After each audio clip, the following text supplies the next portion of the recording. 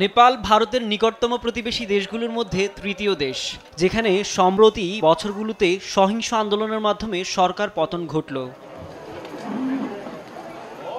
৯ September তীব্র আন্দোলনের মুখে পদত্যাগ করেন নেপালের প্রধানমন্ত্রী কেপি শর্মা ওলি।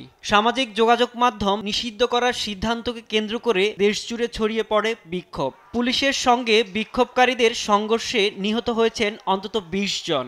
পূর্বের দেশজুড়ে কারফিউ এখনও জারি রয়েছে।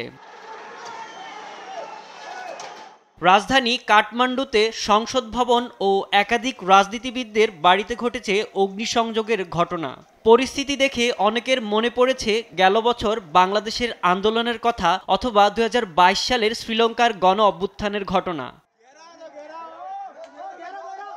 নেপালের সহিংসতায় বহু তরুণ প্রাণ হারান, যা অত্যন্ত হৃদয় বিদারক। নেপালের শান্তি, স্থিতিশীলতা ও সমৃদ্ধি সবচেয়ে গুরুত্বপূর্ণ এবং জনগণকে শান্তির আহ্বান জানিয়ে সামাজিক মাধ্যম এক্সে বার্তা দেন ভারতের প্রধানমন্ত্রী নরেন্দ্র মোদী।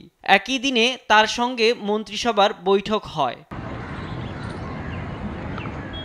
ভারতের জন্য নেপাল অত্যন্ত গুরুত্বপূর্ণ, কারণ দুই দেশের মধ্যে রয়েছে ১৭৫০ কিলোমিটার খোলা সীমান্ত।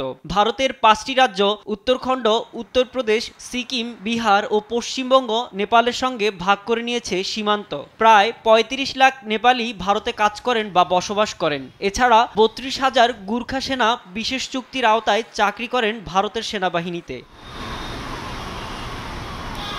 এদিকে নেপালে ভারতের সঙ্গে ঐতিহাসিক, সামাজিক, অর্থনৈতিক ও ধর্মীয় সম্পর্কও রয়েছে। হাজারো ভারতীয় প্রতি বছর নেপালের মুক্তিনাথ সহ বিভিন্ন হিন্দু তীর্থস্থানে যান। নেপাল ভারতীয় তেল ও খাদ্য আমদানির উপর ব্যাপক হারে নির্ভরশীল। দুই দেশের বার্ষিক বাণিজ্য প্রায় $৮.৫ বিলিয়ন। ভারত বাংলাদেশ, ভারত শ্রীলঙ্কা ও ভারত পাকিস্তান সম্পর্ক বর্তমানে টানাপোড়েনে রয়েছে। মিয়ানমারও গৃহযুদ্ধে বিপর্যস্ত। তাই নেপালের রাজনৈতিক সংকট দক্ষিণ এশিয়ায় ভারতের জন্য দাঁড়িয়েছে নতুন মাথাব্যথা হিসেবে। সাইদুর জামান, নিউজ ডেস্ক, দেশ টিভি।